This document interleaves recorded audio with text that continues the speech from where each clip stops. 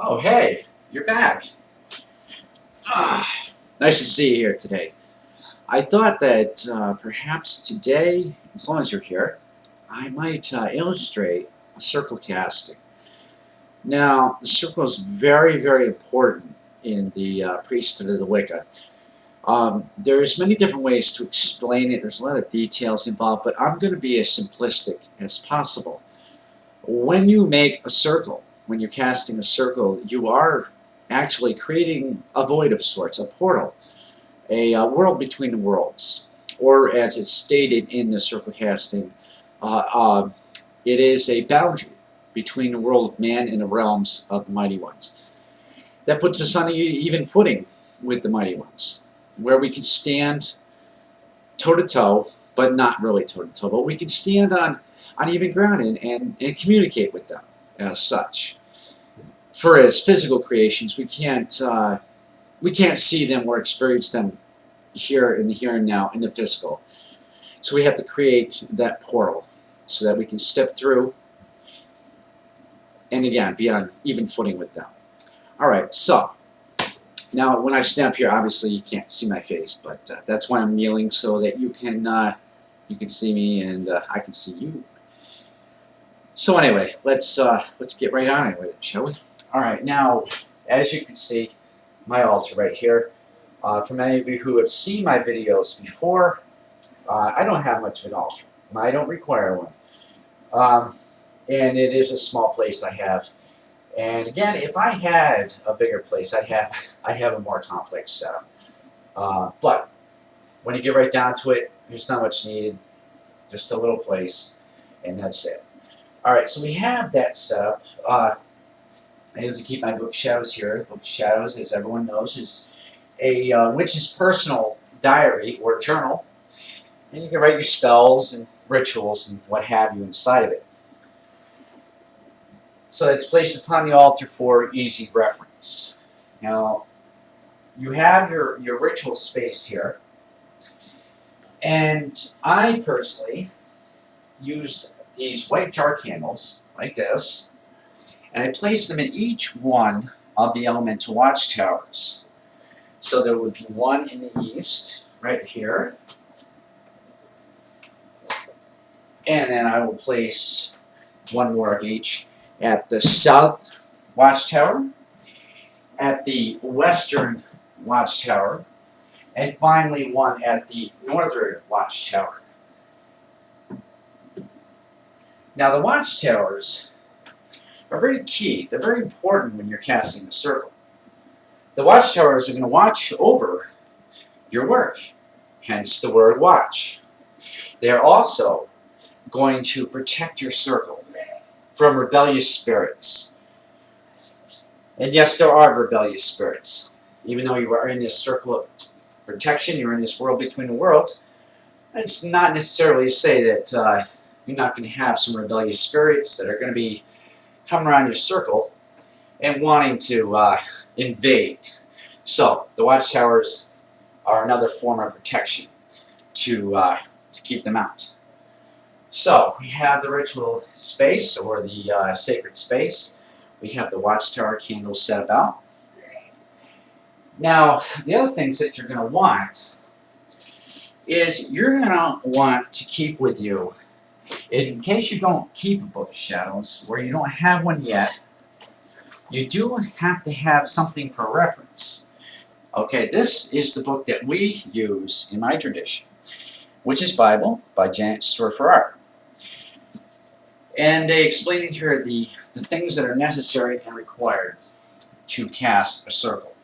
So I always keep this around for reference because, let's face it, I might be high priest. There's a lot of things that I have in memory, but I'm still human, and therefore I'm subject to my human imperfections. So I keep this around for reference. So this, I'm going to set this on the floor in front of my altar, like that. Now, again, if I had a bigger altar set up, the book would actually go on top.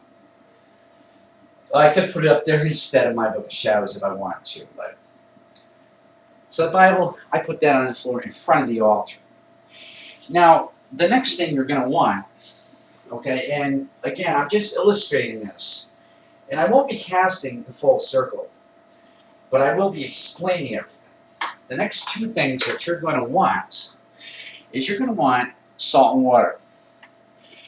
And you're going to be consecrating these two things before you even cast your circle.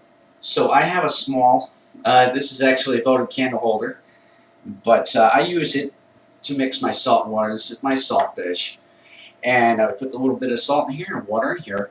As far as the water goes, I would encourage you, if at all possible, to not use tap water. Use bottled spring water, again, if it's at all possible. It's more pure that way. It doesn't contain all the impurities that might be in city water, if that's what you have. If you have your own well water where you live, then that's fine. Anyway, so after you have all this together, you have your salt and water, you're ready to consecrate them. Now really, when you do a salt water consecration, what you're doing is you're throwing out all the negative energies and you're allowing just positive energies from yourself into the salt and the water. Now I'm going to use, there are words in Janet Stewart Ferrara's book that they give you to use. And what you're going to do is, you're going to take your athame, this is my athame, and you're going to put the point of the athame first in the water. The water is consecrated first. And what you would do is you would take the water and you would dip the point of your athame into it. And you would say something like, I exercise thee, creature of water, that thou cast out from thee all things that are uncleanly, and all things that are negative from the spirits and the world of phantasm.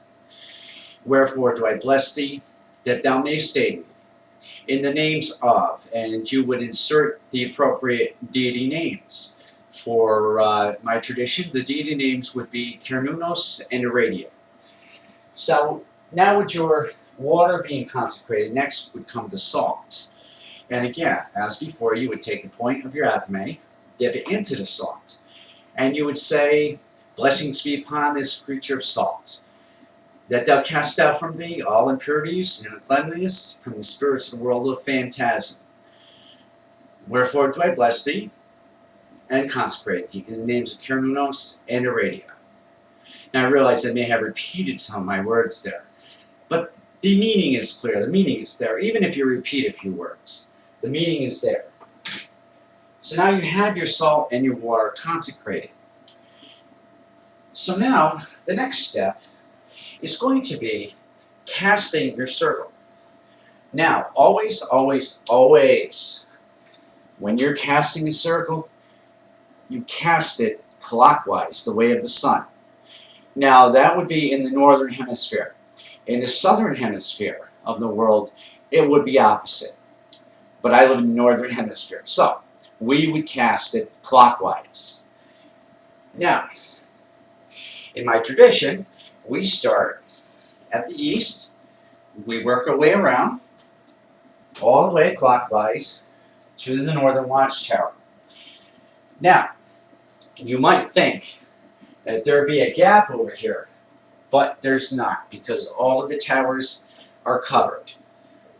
You don't have to come back to this one. They're all covered. And really, it's a state of mind in that case. It may look like there's a gap there physically, but psychologically up here, you know that there's no gap. You know that your circle is closed and it's complete. Now, again, using the example of the Witch's Bible by Janet Stewart Ferrara, they give the words to say when you are casting a circle. And now for me as a high priest, I would use the sword, the magic sword right here. Okay? The sword is given at the second degree when you become a high priest.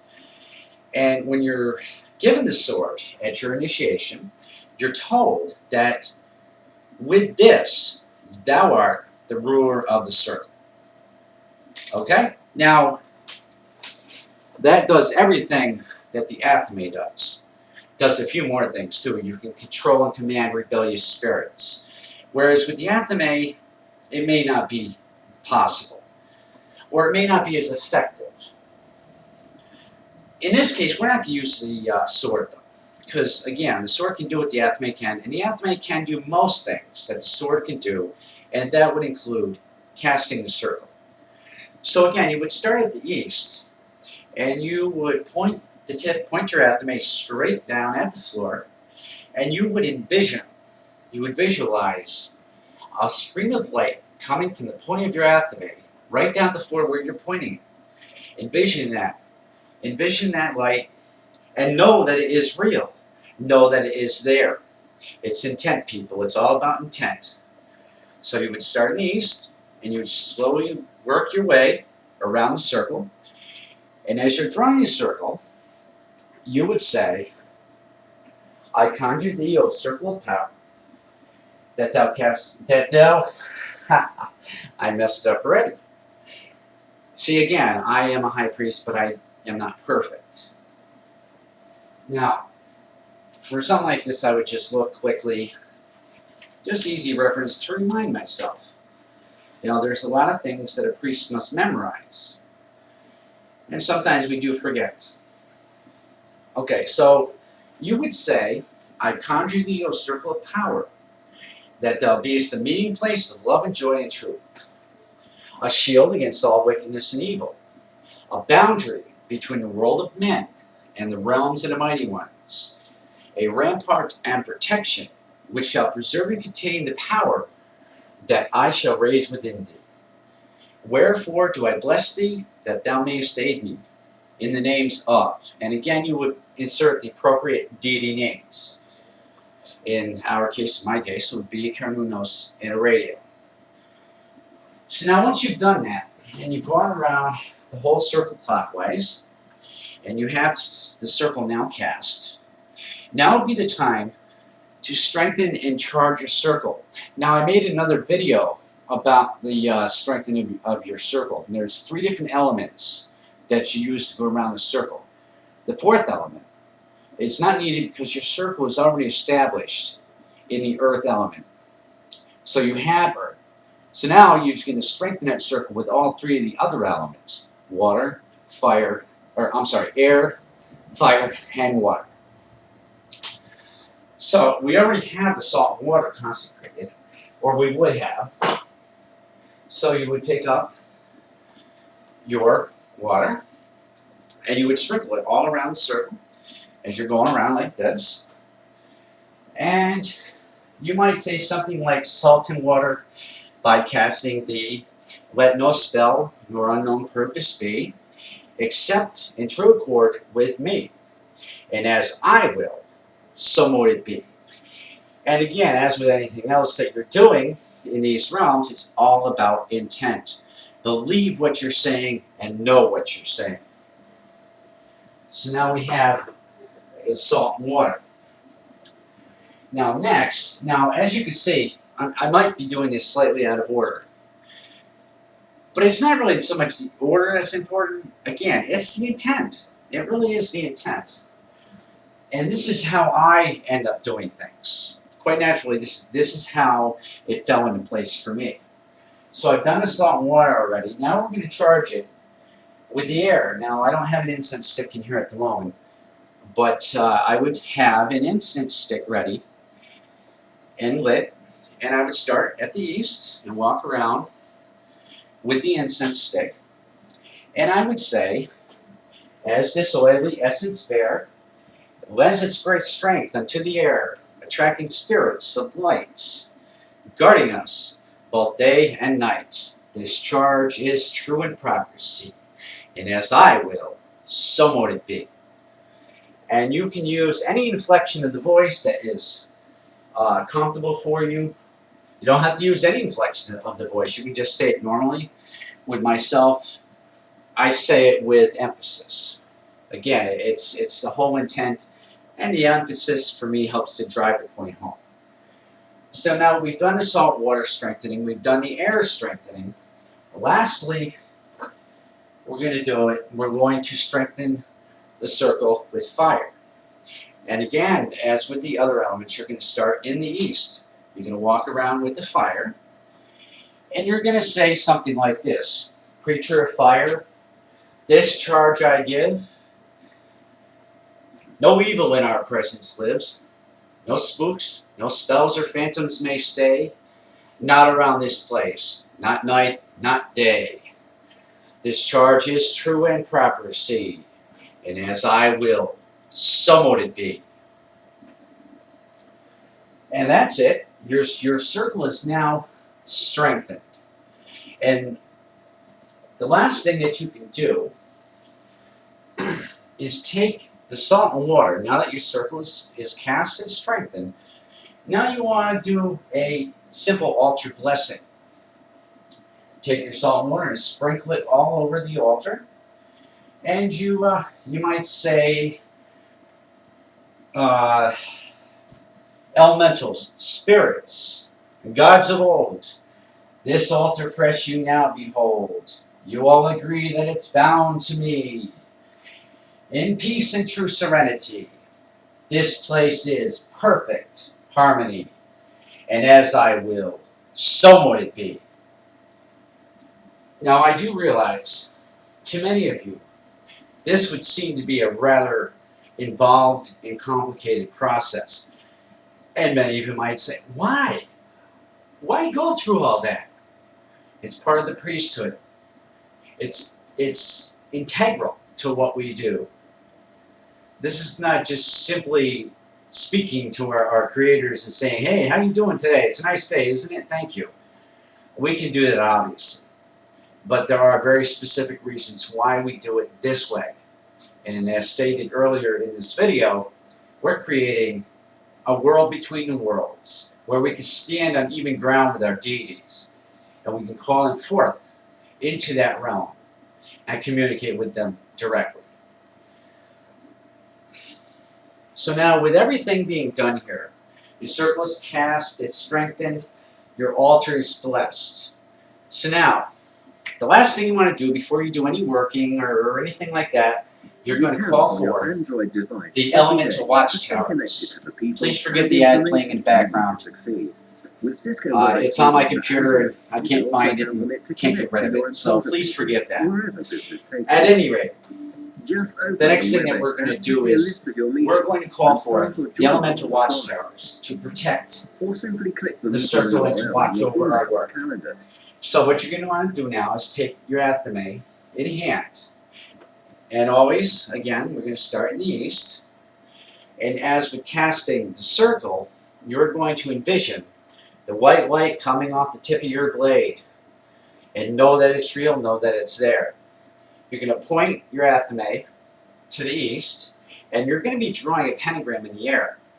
Now, in this case, you're going to be drawing a invoking earth pentagram. And that is because the circle itself has been established in the earth element. Other people, if you have a specific element that you work with all the time, then you could establish your circle in that particular element. And there are places online you can look and find the appropriate pentagram that you're going to need to use for your circle. So here we are at the east, and we're going to point the athame. I'm going to kneel down for this so you can see exactly what I'm doing. Okay? You're going to take the athame and you're going to point it to the east, just like this, and you're going to draw the invoking pentagram, just like this. And when you're done drawing the pentagram, you want to pierce the center of it. You want to thrust the point of your athame directly in the center of that pentagram. It's sort of like a key. Think of your athame in this case as being a key. And you have inserted the key into the lock, and you've opened the door. That's the opening of the watchtowers.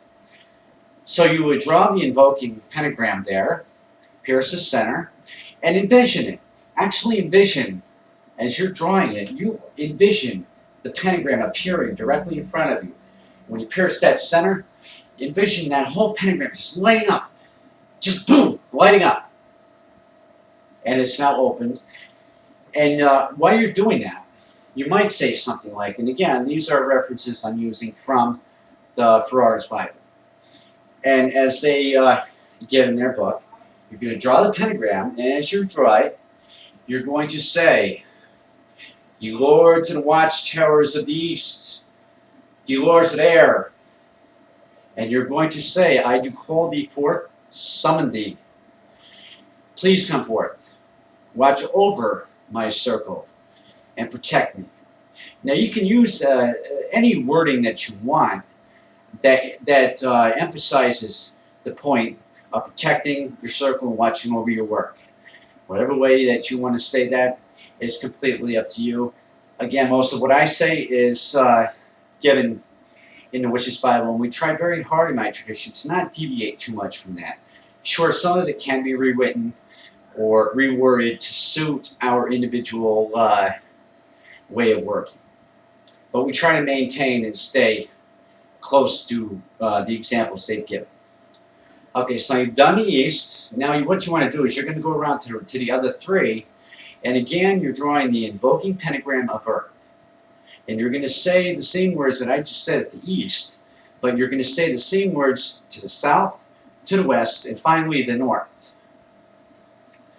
Okay, now when you're facing the south, you're going to draw that pentagram, and you're going to say, "You lords and watchtowers of the south, you lords of fire, I do call thee forth, summon thee, and stir thee. Please come forth, watch over my work, and guard my circle." And then you're going to turn to the west. Now this one's a little bit different. "You lords and watchtowers of the west, you lords of water, I do stir thee up, call thee, and summon thee, to watch over my work and guard my circle." Now, I said that that one was a little differently. I didn't state what was different about it, so I'm going to tell you. When you say, "You lords and watchtowers of the west, you lords of water," you're going to say also, "Ye dread lords of death and initiation." Now, why exactly you're going to say that, or why exactly it's given in the Bible, is not clear. But again, we accept certain things without question. When we worship our deities, the Lord and Lady, certain things are done without question. And that's the priesthood right there. We do these things. Now, after you've done the west, you want to turn to the north. And again, invoking pentagram of earth, "You lords and watchtowers of the north, you lords of earth. Boreas, thou guardian of the northern portals, thou gentle lady." And you're going to say the same words again. "I do stir thee, call thee, and summon thee, to please come forth, watch over my work, and guard my circle." Now all the watchtowers have been called at this point. And now you're ready to do your working, if that's what you're doing, if it's a working circle. Or if you're doing an Esbat ritual or a Sabbath ritual, now the time would come to invoke the lady and or invoke the Lord. Again, depending on the particular ritual. The Lord is not invoked at every ritual or Esbat. He has his specific ones. So, the work is done, the Sabbath is performed, and it could be as lengthy as you choose it to be. And when you're done, now you've got to take your temple down. Now, since the watchtowers in this example were called, that was the last thing that was done, we're now going to begin with closing the watchtowers, sending them back. Now this time you're going to draw the banishing pentagram of earth. And again, you can look online for those examples of what a banishing pentagram of earth would look like. And again, if you're working with other specific elements, you would use the banishing pentagrams that are appropriate for those elements. Okay, so again, as before, you're going to start with the east, right? You're going to point your athame, you're going to draw the banishing pentagram. And you're going to say, "Ye lords and watchtowers of the east, ye lords of air," and remember to pierce the center of that pentagram, "I do thank thee for coming here and watching over my circle and guarding it, protecting it. And ere ye depart to your lovely realms, harming none along the way as you go, I bid thee hail and farewell." And you kiss the point of your athame. It's a sign of respect. That's what that is. It's a sign of respect to the elements. Now, I may not have illustrated it, but you would do the same thing when you are invoking the elements. You point in the athame and let it rest across your heart for a few seconds before continuing to the next tower. Now we're going to face the south. We're going to draw the same banishing pentagram. The Lords and Watchtowers of the south, the Lords of fire. I do thank thee for coming forth, watching over my circle, and guarding it and protecting it, watching over my work. And ere ye depart to your lovely realms, harming none along the way as you go, I bid thee hail and farewell. And again, to the west, Lords and Watchtowers of the west, ye Lords of water, ye dread Lords of death and initiation, I do thank thee for coming forth, watching over my work, and guarding my circle. Ere ye depart to your lovely realms, I bid thee hail and farewell. And finally to the north. And again, banishing pentagram. Ye Lords and Watchtowers of the north, ye Lords of earth, Boreas, thou guardian of the northern portals, thou gentle goddess. I do thank thee for coming forth and watching over my rights and guarding my circle. Ere ye depart to your lovely realms, harming none along the way as you go, I bid thee hail and farewell. Okay, now you've banished the Watchtowers, you've closed them, and you've released them to go back to their realms. So now what you want to do is you want to take the circle that you casted, you want to draw it back into yourself. So to do that, we would now, and this is one of the very few times that we would use a counterclockwise or Widdershins movement. You would start from the east, and you would walk counterclockwise around your circle. And you would envision that white light that was your circle coming back into yourself. And you could use whatever words are comfortable for you in this case. We do have words ourselves that we use. They are, again, they're personal to the magician. So once that is done, your circle is no longer erected. And now you can be free to do whatever else you want to do.